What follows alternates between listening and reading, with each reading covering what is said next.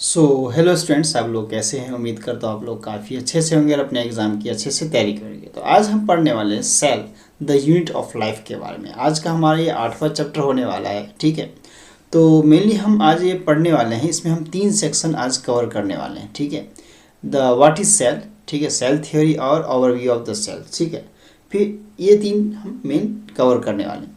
तो अब cell the unit of life में हमारे पास सबसे पहले आ जाती है बात कि cell who discovered the cell. सबसे पहले अगर सेल की बात करें तो 1665 में रॉबर्ट हुक नाम के साइंटिस्ट आए थे। उन्होंने मेनली सेल की डिस्कवरी की थी, वो भी डेड सेल था हमारे पास। ठीक है, इसके वो भी किस में किया था, वो हमारे बार्क ऑफ ट्री जो आता है, बार्क ऑफ ट्री जो पेड़ की जो खाल होती है उसको लेके किया गया था। वो भी सेल्फ माइक्रोस्कोप था उनका, उसके थ्रू।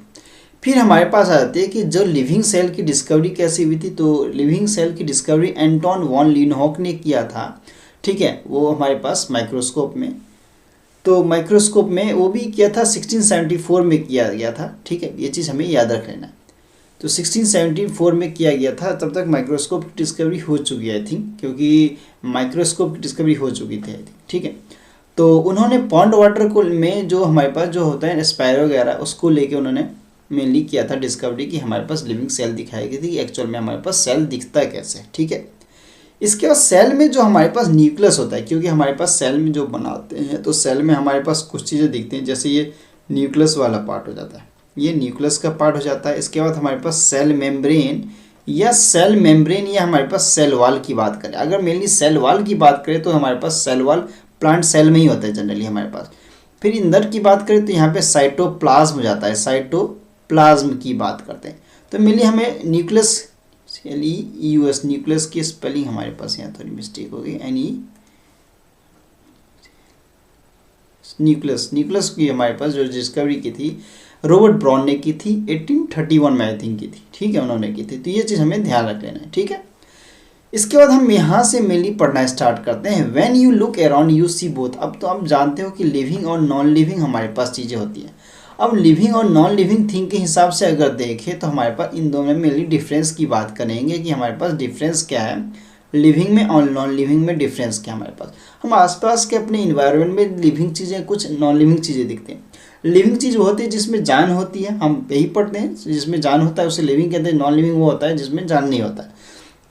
लिविंग को चोट लगता है तो दर्द होता है, महसूस करता है, अपना रिस्पॉन्स करता है, हमारे पास कॉन्शियसनेस होती है। लेकिन नॉन लिविंग में ये चीज़ नहीं होता। लेकिन एक क्वेश्चन आ जाता है यहाँ पे जिसका आंसर आप लोगों को ही ढूंढना है कि जैसे हम एनिमल्स हो गए, ह्यूमन बींग हो गए, उनको चोट लगता है, दर्द होता है, क्योंकि वो लिविंग है ना, तो रिस्पॉन्स करते हैं। ठीक है, क्योंकि उनका माइंड उस चीज़ को लेके कॉन्शियस है हमारे पास।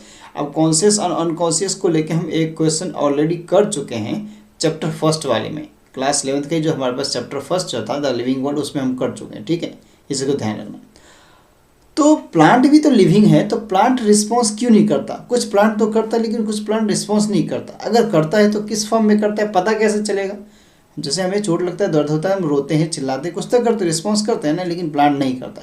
क्यों नहीं करता, अगर करता है तो किस फॉर्म में करता है। इस चीज़ का आंसर आपको ढूंढ के कमेंट सेक्शन में लिखना है आपको। ठीक है, ये चीज़ ध्यान रखना है। अब हम आगे बात करते हैं। You must have wondered, ask yourself, अपने आप से पूछो, तुम्हें मतलब खुद मतलब इतनी क्यूरियोसिटी यानी जानने की इच्छा होनी चाहिए तुम्हें कि तुम पता कर सको कि जो what is it makes an organism living और what is it inanimate things, यानी ऐसा क्या चीज़ है जो लिविंग और नॉन लिविंग को डिफ्रेंशिएट करता है। इस चीज़ का आंसर ढूंढना है। तो लिविंग ऑर्गेनिज्म्स का एक हम डेफिनेशन जो पढ़ते आ रहे हैं, the basic unit of life the cell in all living organism. तो हम मेनली सेल के डेफिनेशन जो बताएं, the structure and functional unit of life is known as cell, हम पढ़ लेते हैं, इज नोन एज सेल पढ़ते हैं। तो अब स्ट्रक्चरली भी और फंक्शनली यानी बनावट में भी और फंक्शन के तौर पे जो हमारे पास जो लाइफ को में सर्वाइव यानी सर्वाइव करवाता है, उसी को हम क्या कहते हैं, सेल कह देते हैं। ठीक है, चाहे वो प्लांट का हो, एनिमल का हो। ठीक है, हमें मेनली लिविंग सेल की बात करते हैं मेनली। ठीक है, ये चीज़ हो जाता है। इसके बाद ऑल ऑर्गेनिज्म्स आर कंपोज, जितने भी सेल हमारे पास, जितने भी इंसान अगर लिविंग थिंग की बात कर लें, वो हमारे पास सेल का ही बना होता है। देखो कुछ चीज़ें होती हैं हमारे पास सेल, हमारे सेल्स ना हर रोज़ न कुछ मात्रा में झड़ते रहते हैं, हमें पता नहीं चलता क्योंकि माइक्रोस्कोपिक होते हैं ना। अब तुम्हें पता है कि हमारे पास सबसे पहले सेल होता है, सेल से हमारे पास क्या बनता है, टिश्यू बनता है।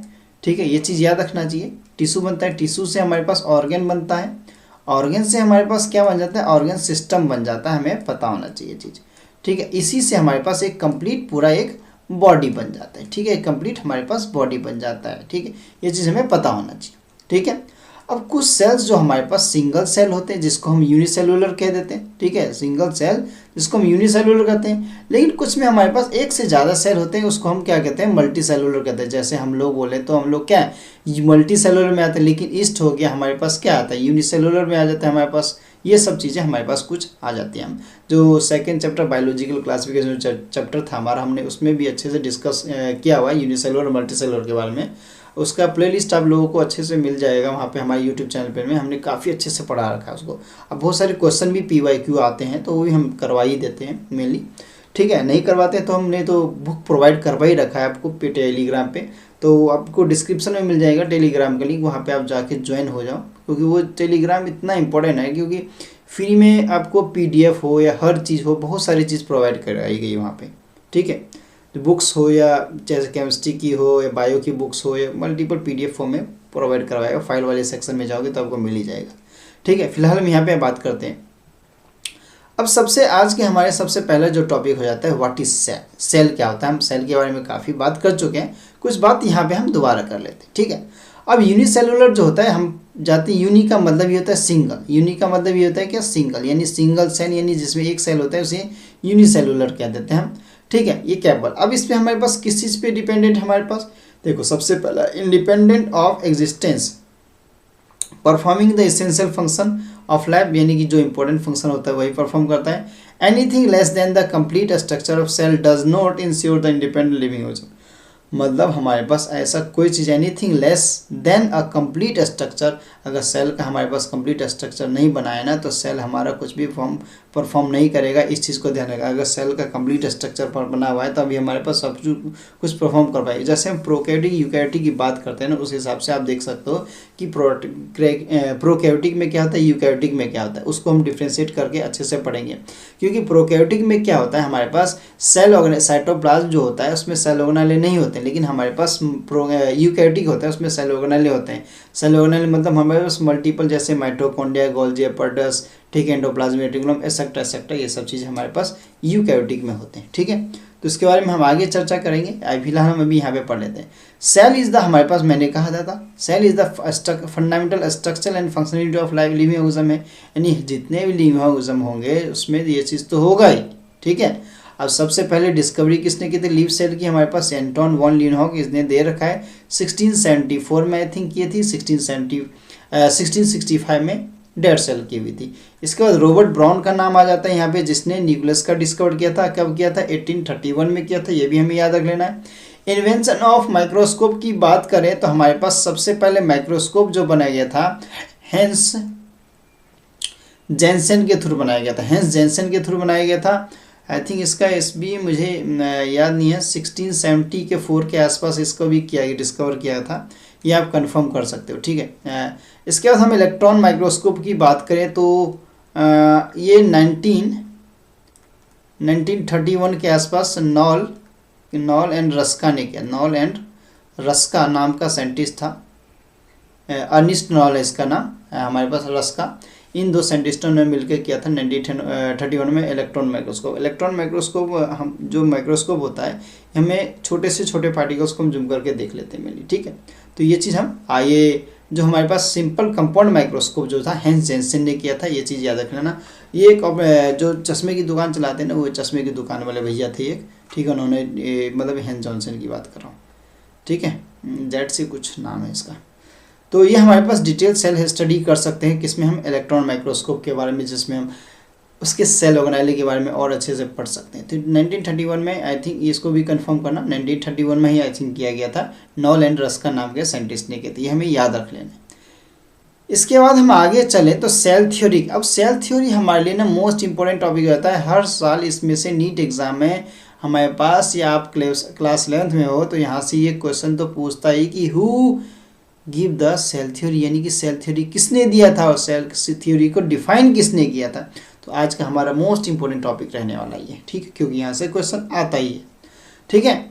तो हमारे पास इन 1838 में हमारे पास मैथिस स्क्लेडन नाम के साइंटिस्ट आए थे, जो कि जर्मन के बोटनिस्ट थे, यानी पेड़ पौधों के बारे में जानकारी रखते थे। उन्होंने बहुत बड़े नंबर पे, यानी लार्ज नंबर पे प्लांट्स की मतलब क्या किया, प्लांट्स को वेरीफाई किया, यानी जांच पड़ताल की, और पता लगाया कि हमारे पास जो प्लांट में जो सेल्स होते हैं ना, हमारे पास अलग अलग टाइप्स के हमारे पास सेल से बने होते हैं। वही सेल जो होते हैं वो टिश्यू के फॉर्म में होते हैं, यानी अलग अलग टाइप्स के हमारे पास क्या होते हैं, सेल्स होते हैं, यानी टिश्यू हमारे पास होते हैं। सेल से ही तो टिश्यू बनता है, सीधी बात है।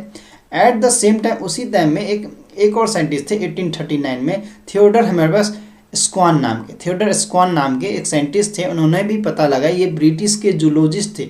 जूलॉजिस्ट मतलब एनिमल के बारे में जो जानकारी रखते थे। Study different types of animal cells के बारे में इन्होंने पढ़ा। अब पता लगाया कि रिपोर्ट किया इन्होंने कि reported that cells had a outer, हमारे पास थीन जो आउटर लेयर जो होता है हमारे पास आज के टाइम में, वो प्लाज्मा मेम्ब्रेन का होता है हमारे पास, ये चीज़ है। लेकिन ये साइंटिस्ट लोग ये नहीं बता पाए, ये दोनों ये नहीं बता पाए कि जो नया सेल जो बनता है वो कैसे बनता है।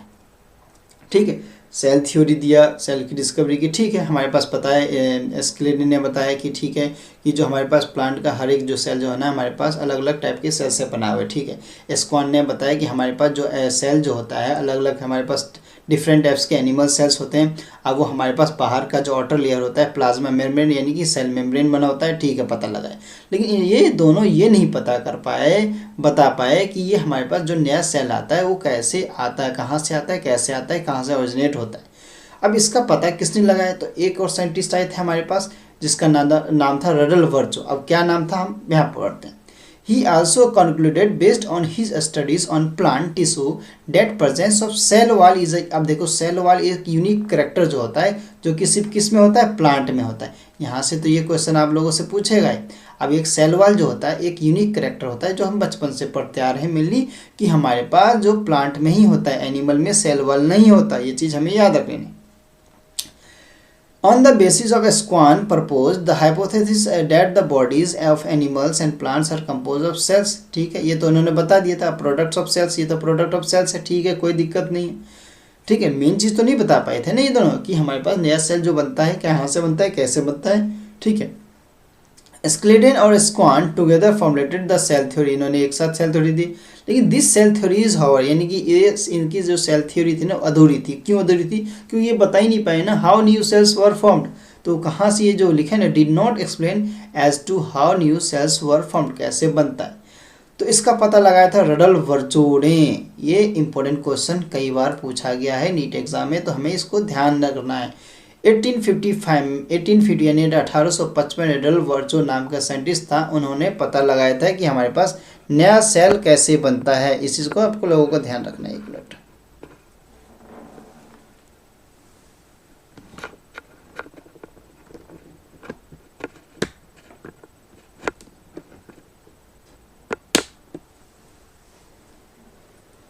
ठीक है, तो ये चीज़ हमें पता होना चाहिए। तो इन्होंने रडल वर्चो नाम के साइंटिस्ट ने 1855 में सबसे पहले बार बताया था कि हमारे जो पुराने सेल्स जो होते हैं ना उसी से नए सेल्स बन जाते हैं। तो first explain the that cells divided, क्योंकि यहाँ पे सेल डिवीजन होता है, माइटोसिस और मेयोसिस होता है, हम सेल डिवीजन पढ़ते हैं। तो यहाँ पे हमारे पास सेल डिवीजन होता है, यानी कि माइटोसिस होता है, यानी पुराने सेल से ही हमारे पास क्या होता है, नए सेल्स बनते हैं।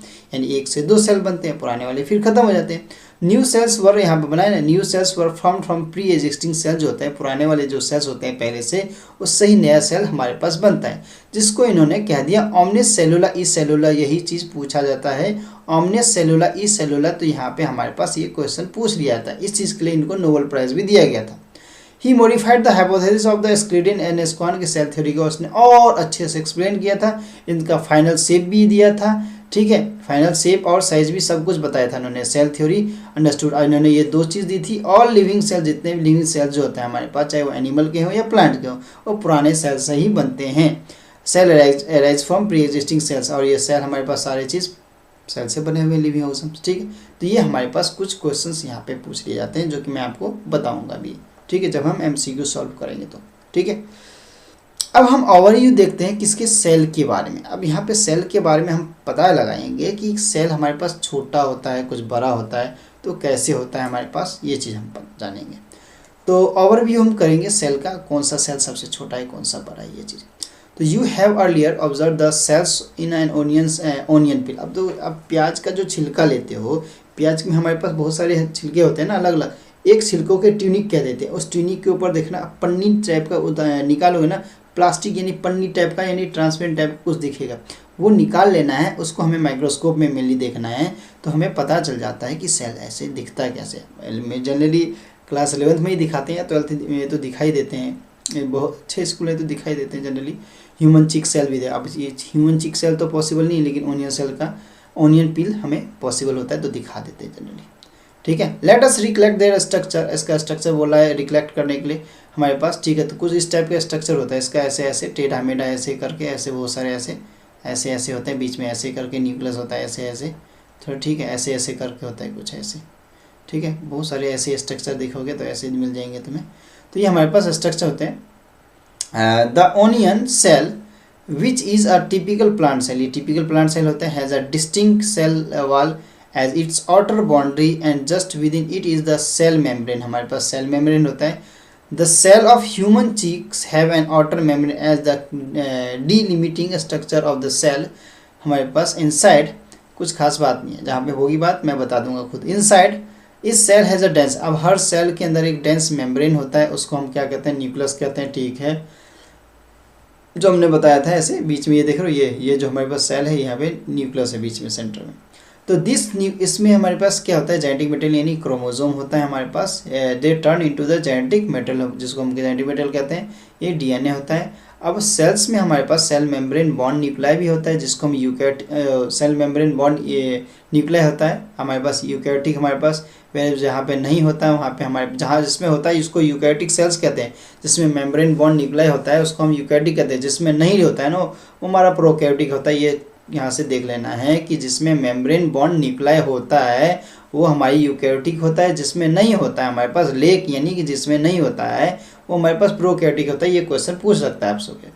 लेकिन हमारे पास बोथ यानी प्रोकैरियोटिक यूकैरियोटिक में हमारे पास सेमी फ्लूइड मैट्रिक्स नाम की चीज़ होती है, जो कि साइटोप्लाज्म में होता है। साइटोप्लाज्म की बात करें तो ये होता है हमारे पास, जो कि हमारे पास जो सेल का वॉल्यूम जो होता है ना, जो 70% 60% जितना भी होता है, 50 से लेकर 70% के आसपास के करीब तक होता है, जितना भी होता है हर एक सेल में, तो वो चीज़ हमें मेंटेन करके रखता है।